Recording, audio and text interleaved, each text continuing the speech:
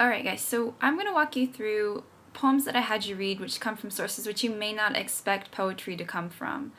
Because I wanted you to think about the fact that poetry has been around for thousands of years and will continue probably to be around in some form or another for another thousands of years. So the first one I had you read was the Song of Solomon. And the Song of Solomon, of course, is from the King James Version of the Bible.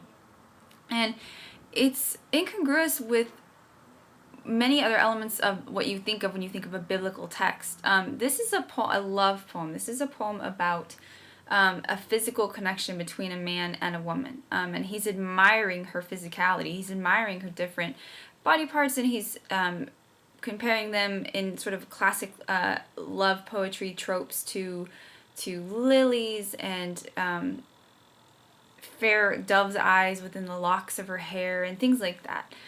So if you were going to compare this, you could compare this to something like a Shakespearean sonnet or Donne or anything up to Dickinson or Elizabeth Barrett Browning. Any of these poems would work, even though they were written thousands and thousands of years apart.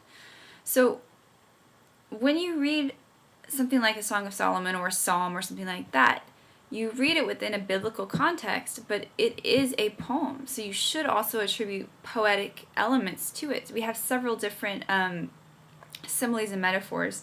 For example, thou hast dove's eyes within thy locks, or thy hair is a flock of goats that appear from Mount Gilead.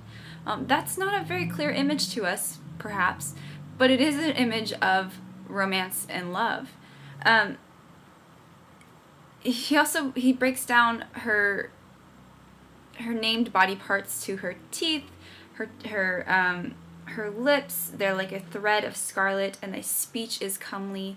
So if you did a comparison, it could be really interesting to compare something like this to Shakespeare's Sonnet 130, which does the exact same thing but twists it and mocks it. So that's just one way you might be able to compare some very disparate texts. The one I had you read after that was Bob Dylan's The Times They Are Changing. If you've never heard Bob Dylan, then you need to go listen to him right now. Bob Dylan is a seminal figure in American folk history. He is one of the greatest lyricists that ever lived. And The Times They Are Changing, I actually took a lyrics of Bob Dylan class in college. It was a lit class because his lyrics are so filled with particular literary elements and so carefully crafted. So The Times They Are Changing was written in 1963, and I had you listen to the text. In his song form, because his song was basically a form of spoken word with some melody with it. But he was not known for his singing voice. He was known for his lyricism, and the style that he uses that you heard in The Times They Are Changing is what he's known for. So this song has become known as a protest song. And there are infinite number of protest songs that have come after it that are built off of elements from here. So this is basically the beginning of the 60s, the starting of the change of the Cultural Revolution. And Dylan makes several really interesting comparisons. He talks about art and politics and the poor and the elite, and how everything is sort of inverting and everything is going to change places. So that's what he says at the end. He says the established order of life, of culture, of society, is rapidly fading, and the first one now will be the last. The times they are a-changing. So not only do we have literary elements like refrain, right? We have, which you would find in any song. You would have verses and choruses and a bridge. So we have, that is a refrain in a poetic terminology. So we have Dylan talking, one thing that Dylan does is that he puts it in this very poetic yet everyday style. So in other words, he essentially tries to connect with the common man because that's who he's talking about. So he uses abbreviated words like change in instead of changing, or a changing. Times they are a changing. So that inverted sentence structure is something that is not of the elite or the posh. So he's trying to undermine the structure by using these elements on purpose. Not every one of his songs speaks this way, and that's because he's trying to achieve a particular purpose in this song. And the last one I want I had you read was the reverse poem, The Lost Generation by Jonathan Reed. Poetry, especially modern poetry, does a lot of really cool things with playing with unexpected elements or reversing style or changing style or something like that.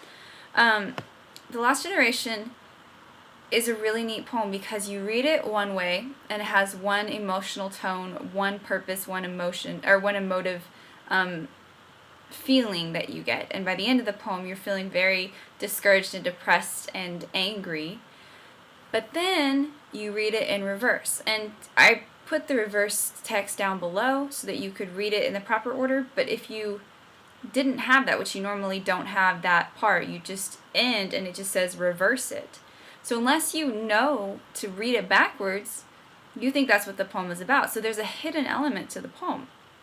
So when you do read it in reverse, you see that the entire text flips, does a 180, and has a tone of positivity and a tone of change and empowerment for youth.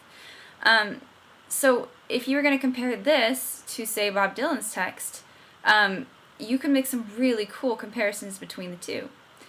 So I wanted you to just kind of get a taste for different kinds of poetry beyond sort of the classical texts that we've read.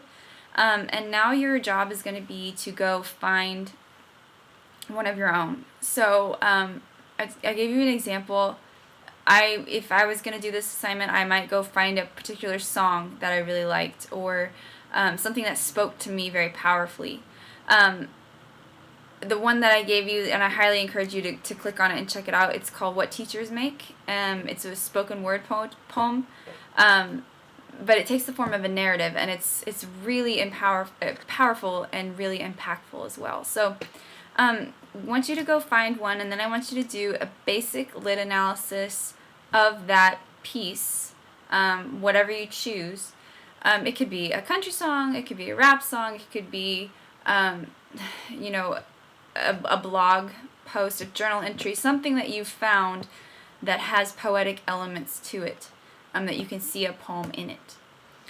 When you've done that, then I want you to go back to the week 11 folder, and you have one more thing to do.